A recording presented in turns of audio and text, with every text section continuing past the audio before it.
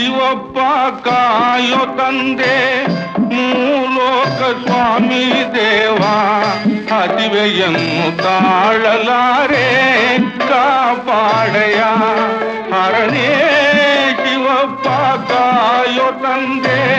ಮೂಲೋಕ ಸ್ವಾಮಿ ದೇವ ಹದಿವೆಯನ್ನು ತಾಳಲಾರೆ ಕಾಪಾಡಯ ಭಕ್ತಿಯಂತೆ ಪೂಜೆಯನ್ನು